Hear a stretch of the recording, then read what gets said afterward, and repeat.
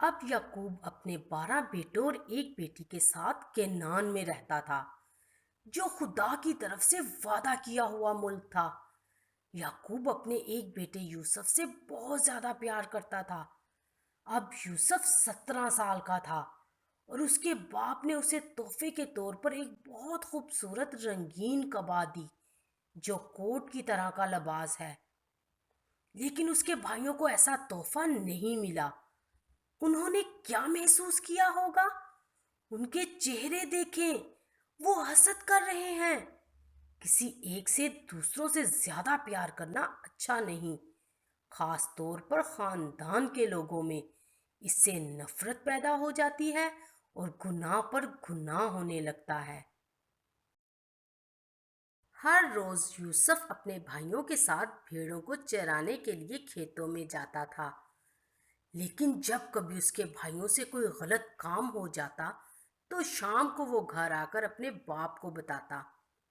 ابا جان، میری بات سنیں، پتہ ہے کہ آج میرے بھائیوں نے کیا کیا؟ پھر وہ اپنے باپ کو بھائیوں کے تمام برے کام بتاتا تھا۔ ظاہر ہے کہ اس کے بھائیوں کو یہ بات بہت بری لگتی تھی۔ اس سے پہلے تو وہ یوسف سے حسد کرتے تھے، لیکن اب وہ اس سے نفرت بھی کرنے لگے۔ ایک رات یوسف نے ایک خاص خواب دیکھا۔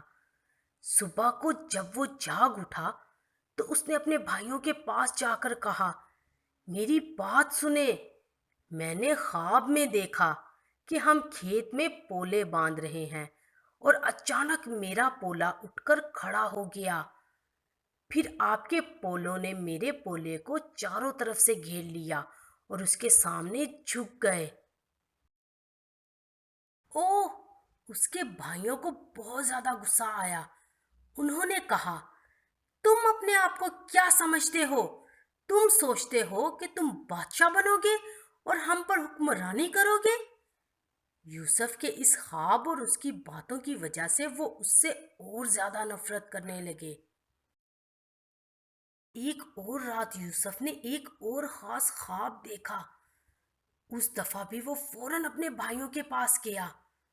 اس نے کہا، بات سنیں، میں نے ایک اور خواب دیکھا اور اس بار سورج اور چاند اور 11 ستارے میرے سامنے جھک گئے۔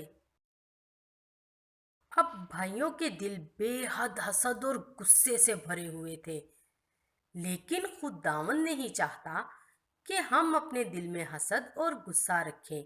وہ چاہتا ہے کہ ہم ایک دوسرے سے اسی طرح پیار کریں جس طرح ہم اپنے آپ سے پیار کرتے ہیں، اور یہی چاہتا ہے کہ ہم سب سے زیادہ اس سے محبت رکھیں۔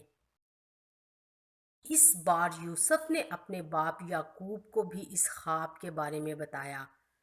یعقوب نے اسے ڈانٹتے ہوئے کہا، یہ کیسا خواب ہے؟ کیا میں اور تمہاری ماں اور تمہارے بھائی آ کر تمہارے سامنے جھک جائیں گے؟ لیکن یعقوب یوسف کے یہ دونوں خواب بھول نہ سکا اور ان کے بارے میں سوچتا رہا۔ ضروری ہے کہ آپ بھی یوسف کے یہ خواب یاد رکھیں، کیونکہ آنے والی کہانیوں میں آپ دیکھیں گے کہ یہ خواب پورے ہوئے۔